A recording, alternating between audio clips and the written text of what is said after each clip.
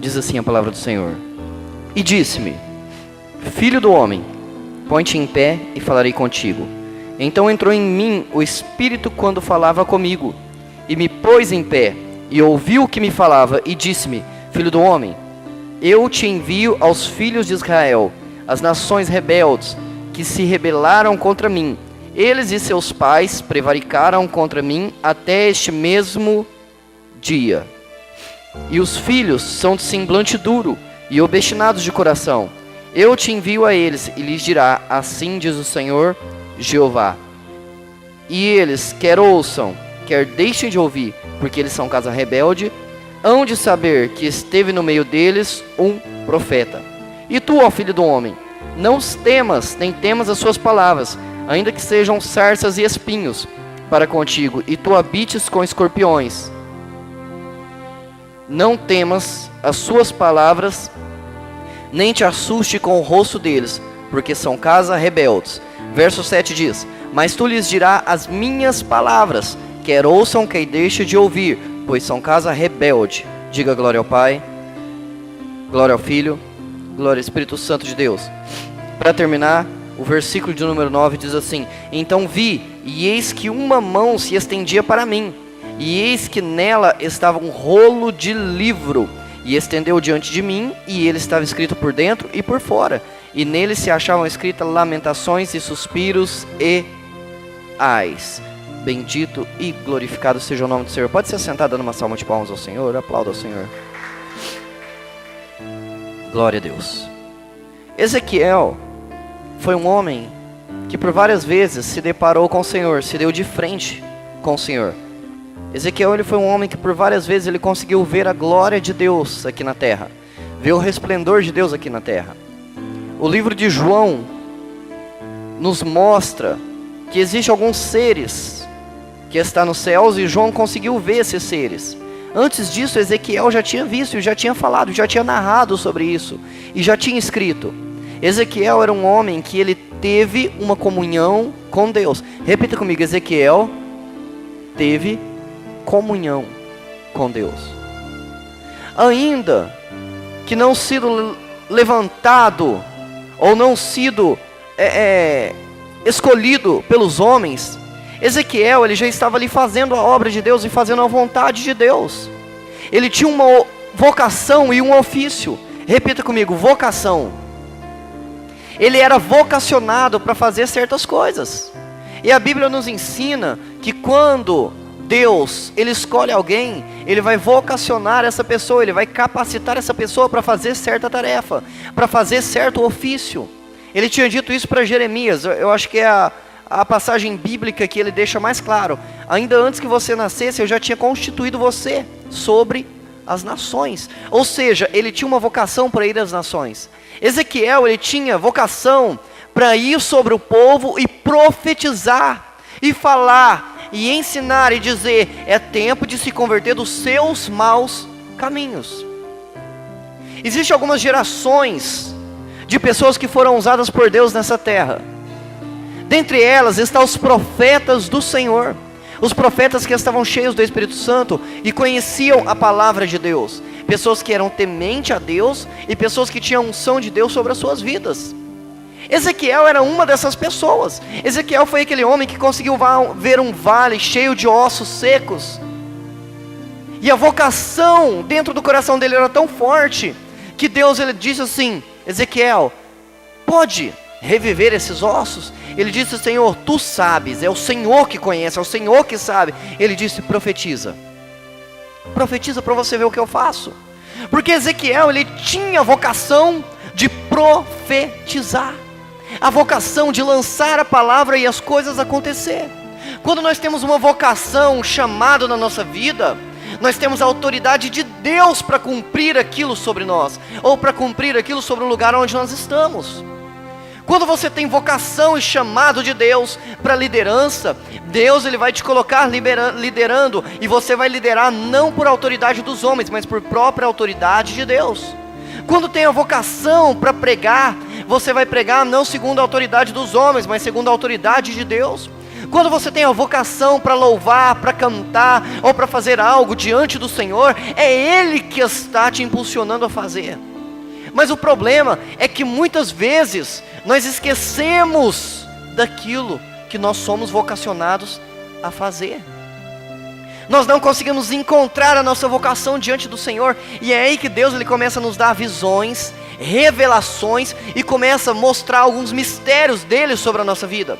A vontade de Deus não é deixar mistérios bíblicos, ou mistérios na sua vida que você não venha descobrir. Isso não é propósito de Deus. Existe mistérios de Deus que só Ele entende, não cabe a nós. Meu irmão, não.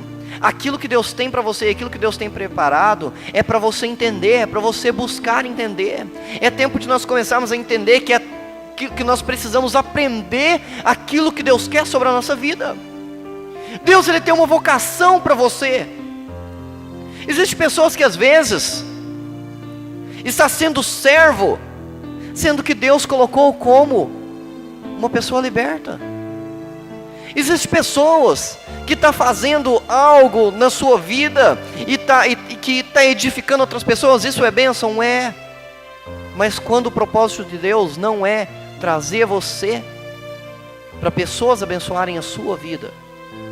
Será que você está me entendendo? Existem pessoas que Deus já vocacionou e falou, é para você fazer desta maneira. E nós conseguimos fazer para o A, para o B, para o C, mas não conseguimos fazer para nós mesmos. Nós conseguimos aconselhar as pessoas, é tempo de levar em consideração aquilo que Deus tem na sua vida para as coisas começarem a dar certo, mas nós não conseguimos trazer existência, a presença de Deus sobre a nossa vida. Nós só vamos conseguir trazer o reino de Deus, preste bem atenção.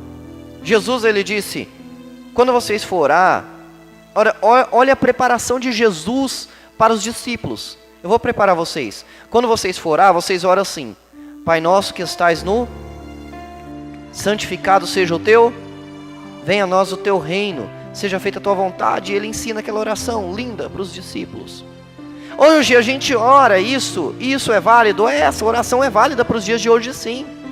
Mas Jesus ele estava discipulando, ele estava ensinando eles, olha, vai ter um momento que vocês vão ter que orar desse jeito.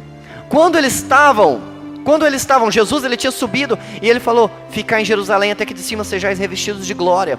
Eles estavam lá e eles entenderam o que Jesus quis dizer e falou, é tempo. Porque eles entenderam qual era o propósito de Jesus em suas vidas e eles começaram a orar. Eles começaram a dizer, que venha a nós o teu reino. Deus ele tinha feito um reino de homens para homens. Repita comigo, Deus fez reino de homens para homens. E agora neste tempo, ele veio e ele disse, olha, existe um reino de homens para homens aí fora que vocês têm toda a autoridade para tomar posse. Vocês têm que dominar a terra e sujeitar ela a vocês. Mas agora é tempo também de determinar um reino espiritual sobre este reino de homens, a qual você tem a autoridade de tomar posse. De você pedir, venha a nós o seu reino, ou seja, que o seu espiritual, que as suas portas, que as suas bênçãos, que a graça do Senhor, que o poder do Senhor, que tudo aquilo que o Senhor tem preparado na Bíblia, que a autoridade de Deus, que a prosperidade, que a libertação, que a cura, o milagre, ele venha sobre a minha vida, mesmo eu determinando neste reino de homens. Nós não precisamos invocar a justiça de Deus nos céus. Eu vou para o céu e aí tudo vai se cumprir, porque a justiça de Deus, lá já é justo, lá já tem a justiça de Deus, lá não precisa de você invocar, você não precisa de você chamar o reino de Deus para os céus, porque lá já é. Precisa de você chamar a graça, o poder, a misericórdia de Deus para os céus, porque lá já é assim. Quando você chegar lá já vai estar tudo pronto, te esperando. Isso que Jesus nos ensinou é para essa terra, é para determinar nessa terra, é para olhar e falar, é hora das coisas começar a dar certo na minha vida, e é hora de eu começar a determinar sobre a minha vida o reino de Deus, sobre esse reino de homem que Ele confiou a nós. Nós estamos entregando na mão de Satanás aquilo que é seu por direito. Nós estamos entregando nas mãos do inimigo aquilo que Deus ele entregou para você. Ele falou, basta você dominai-a e sujeitai-a e cultivar.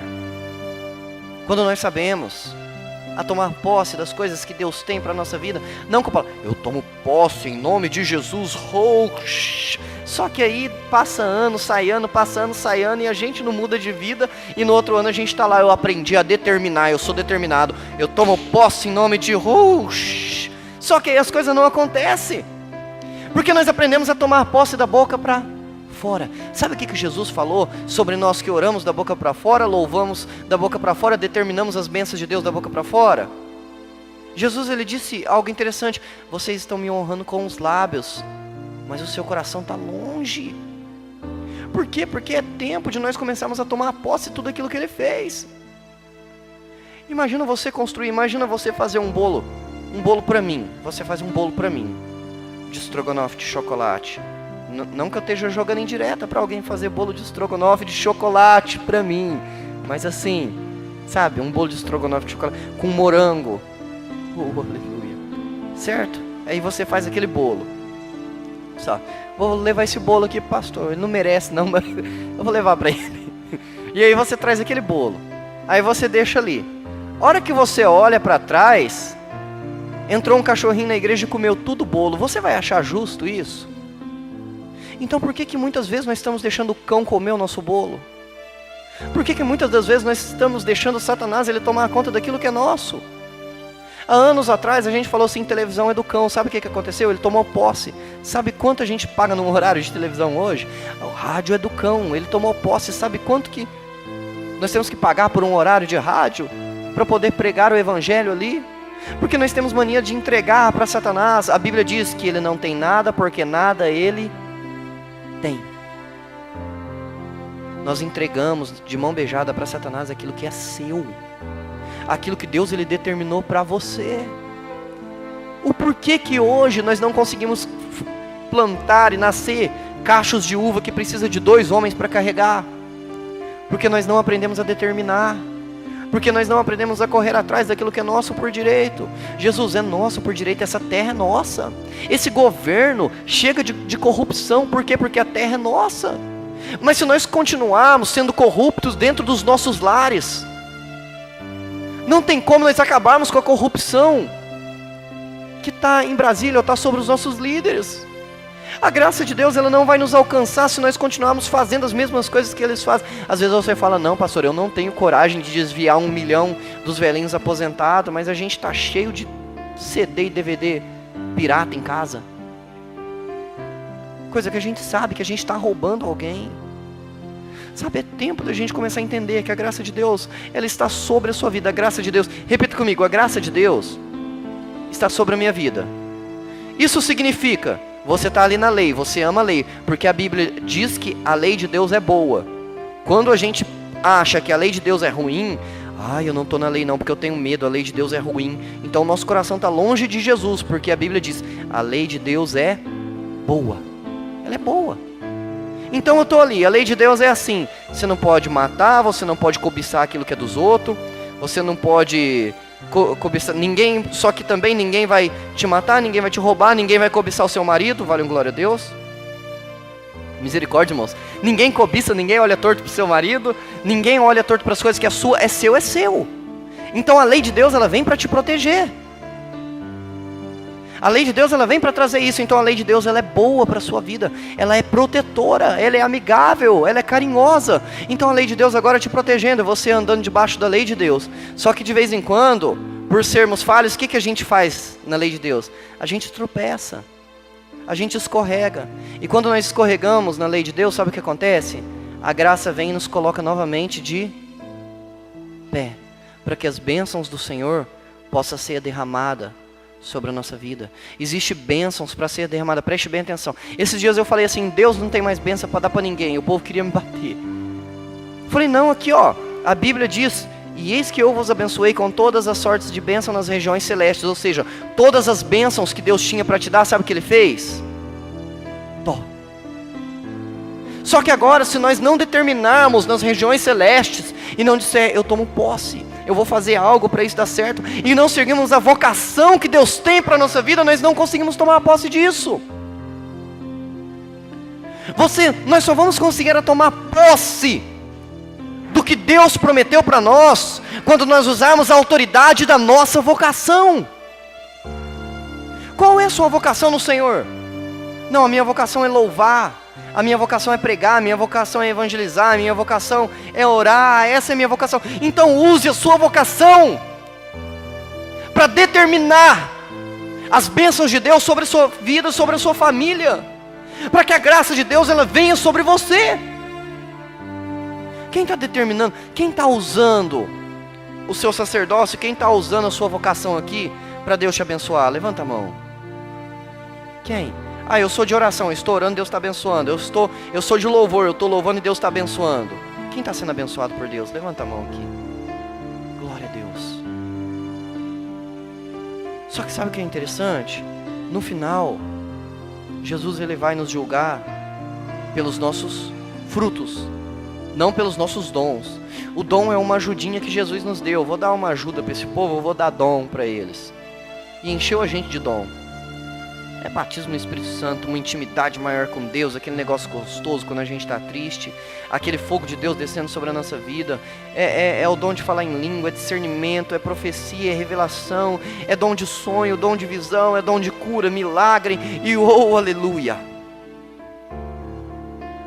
Mas a gente tem tanto dom, que às vezes a gente se perde no meio do caminho, e esquece que nós não vamos ser julgados pelos nossos dons, nós não vamos ser julgados pelas nossas vocações, nós vamos ser julgados pelos frutos que nós adquirimos com os nossos dons e as nossas vocações. Deus ele tinha dito a Ezequiel: vai e profetiza, não temas aquilo que eles têm para te dizer, não temas aquele povo, porque eles são casa rebelde. E Ezequiel ele ainda não sabia o que ele tinha sobre a vida dele. Deus ele teve que dar um monte de visão para Ezequiel. Sabe aquela pessoa que Deus ele fala assim: vai e faz. Aí a pessoa fala assim: se chover eu vou, se não chover eu não vou. Aí chove. Aí a pessoa fala assim: como que eu vou? Tá chovendo. Se abrir sol agora eu vou. Aí o sol abre. Aí a pessoa fala: eu vou colocar um novelinho de lã lá fora. Se chovendo só no novelinho e o restante estiver seco, eu vou. Aí chove só no novelinho e o restante fica seco. Aí a pessoa fala: não, então se for Deus mesmo, eu vou fazer o seguinte: agora vai ter que chover em volta e o novelinho vai ter que ficar sequinho. E aí de repente, chove em volta e o novelinho fica sequinho. E a gente fala: eu vou, não vou, não vou, vou, não vou. O que será que eu vou fazer da minha vida? E isso, os anos vai passando. O nosso sacerdócio ele está dentro de uma gavetinha guardado. O nosso talento ele está enterrado junto com mais um monte de coisa que nós enterramos. Os nossos valores, eu não estou falando do seu valor ético, não. Eu não estou falando do seu valor como mulher de Deus, como homem de Deus. Eu estou falando do seu valor como espiritual, como sacerdote. E os nossos valores ele está guardado. E aquilo que nós trabalhamos há um tempo atrás, porque no começo da sua fé você trabalhou para isso. Você trabalhou para adquirir esse dom, adquirir esse talento.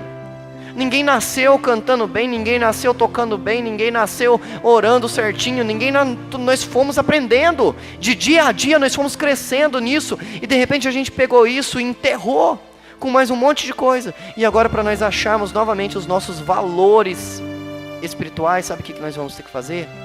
Arrumar a nossa casa. Quando eu não arrumo a minha vida, quando eu não conserto, quando eu não começo a colocar as coisas direitinho nos seus devidos lugares, eu tenho o meu horário para cultuar, o meu horário para adorar, o meu horário para trabalhar e o meu horário para... Eu preciso de um horário para jejuar. Já sei, vou jejuar. Vou jejuar 4 vezes por semana. É nada, sabe? Mas eu vou jejuar aqui 2 vezes por semana, 3 vezes por semana, 1 vez por mês que seja. Eu preciso de 30 minutos para mim ler a minha Bíblia. Eu preciso de um tempo para estar edificando o sacerdócio de Deus que está em mim. Sabe por quê? Porque quando Paulo, ele estava tão lançado no sacerdócio, na vocação dele, que ele diz: eu já não estou mais vivendo, é Jesus que está vivendo por mim. Porque ele já estava vivendo 100% para o sacerdócio, para a vocação que Deus tinha colocado sobre a vida dele. Hoje Jesus ele ainda deu uma colherzinha de chá, a gente pode. Quanto tempo nós estamos tirando pela nossa vocação espiritual? Quanto tempo por semana nós estamos tirando para a graça de Deus invadir a nossa casa, a nossa família, o nosso coração? Quanto tempo? Aí nós não tiramos um tempo para que a nossa vocação ela seja edificada e eu falo assim, eu não saio dessa, sempre a mesma coisa, tá tudo igual para mim, acho que eu vou desistir. Por quê? Por que isso? Porque o poder de Deus, ele está querendo te tomar por completo. O poder de Deus, ele está querendo vir sobre a sua vida. Deus, ele está querendo falar com você a hora que você anda na rua. Deus, ele está querendo falar com você na hora que você está lendo, está assistindo. Já pensou você assistindo uma novela, você para e fala, parece que Deus está falando alguma coisa. Nós precisamos entender a voz de Deus nesse tempo. Deus, ele está falando através de muitas coisas aí fora e nós não estamos conseguindo ouvir o que Deus está falando. Sabe por quê? Porque nós estamos ocupados demais falando com Deus. Quem já parou para prestar atenção nisso? Jesus, ele falou assim, você tem que ser tardio em falar e tem que ser pronto para ouvir. Aí a gente põe o joelho no chão e fala, a gente dá até uma respirada funda assim, ó. Em nome do Pai, do Espírito Santo, Jesus venha. Só falta no finalzinho a gente falar go, quer dizer, amém. Né? A gente ora rapidinho ali e de repente a gente nem para ouvir. Será que Deus, ele quer falar alguma coisa comigo? Porque existe um momento na nossa vida que Deus, ele fala assim, agora é o momento de eu falar contigo. Preste atenção que eu vou começar a dar as instruções. Existe leis, preste bem atenção. As leis de Deuteronômio, capítulo de número 28. As leis de Deuteronômio, capítulo de número 28, era uma lei que ela veio direta para aquele pessoal naquele momento, naquele dia, naquela hora. Temos que seguir aquilo? Sim. Aquilo está estipulado para a gente receber a nossa bênção. Temos que seguir sim.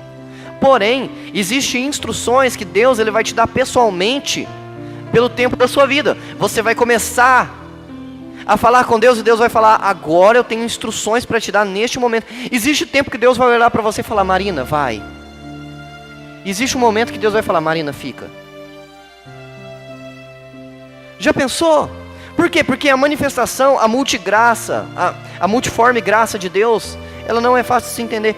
Pensa bem, imagine você, Elias, ele estava numa caverna e de repente veio um vento, e depois veio uma brisa suave, depois veio o fogo, e depois veio o terremoto, e Deus não estava nelas. Aquelas manifestações eram de Deus, mas Deus não falou com ele em nenhuma daquelas manifestações, porque tudo é permissão de Deus. Aí de repente ele estava lá no dia de Pentecostes, sabe o que aconteceu? Desceu fogo, desceu língua, como de fogo, e de repente veio um vento, um som como de um vento impetuoso. Se Elias estivesse lá, ele ia avacalhar o negócio. Ele ia falar, não é de Deus isso aí não, porque eu estava dentro da caverna e não aconteceu nada disso. Quer dizer, aconteceu isso, mas Deus não estava nisso. Isso não é de Deus. Por quê? Porque Deus, ele falou de uma maneira com Elias e falou de outra maneira com os discípulos. Qual é a sua vocação? Por que muitas vezes nós temos medo? Nós aprendemos aqui que existe vários tipos de amor, uns 4 ou 5 tipos de amor. Quem lembra disso? O amor eros, o amor filos, o amor ágape, o amor platônico, vários tipos de amores. E dentro desses amores, o amor bíblico, o contrário de um amor é ódio, o contrário de outro amor é... E aí foi, existe um desinteresse, existe um amor, que é o amor bíblico, que o contrário do amor é o... Quem lembra quando nós estudamos sobre isso? O medo. Por isso que ele disse, no amor não há medo. Lança fora todo medo, diante do perfeito amor. Quando nós temos o perfeito amor de Deus, nós não temos medo. Então ele disse assim, amai a Deus sobre todas as coisas. Quando ele disse isso, ele disse assim, a sua vocação tem que estar em primeiro lugar. Tire um tempo para a sua vocação, seja boa naquilo que você faz. Seja o melhor naquilo que você faz. Pratica, estuda. Nossa, eu fiquei sabendo de um congresso sobre intercessão, vai. Eu fiquei sabendo sobre um estudo de 4 dias sobre pastorado para mulheres, vai, vamos nos edificar. Nossa, vai ter uma conferência de louvor e adoração em tal igreja, em tal cidade. Vamos organizar uma peru e vamos todo mundo, vamos se edificar, vamos pegar a nossa vocação e vamos usar a nossa vocação e permitir Deus nos usar dentro da nossa vocação. Ame o que Deus depositou sobre a sua vida. Ame o que Deus entregou nas tuas mãos. Fique de pé em nome de Jesus. Sabe qual é a magnitude de Deus? Deus, Ele não te deu ferramenta, Ele te deu estratégia. Repete comigo, Deus não me deu ferramenta, Ele me deu estratégia. Eu sou a ferramenta. Permita Deus te usar. Permita Deus usar o seu sacerdócio para a graça do Senhor ser derramada sobre essa cidade. Em nome de Jesus.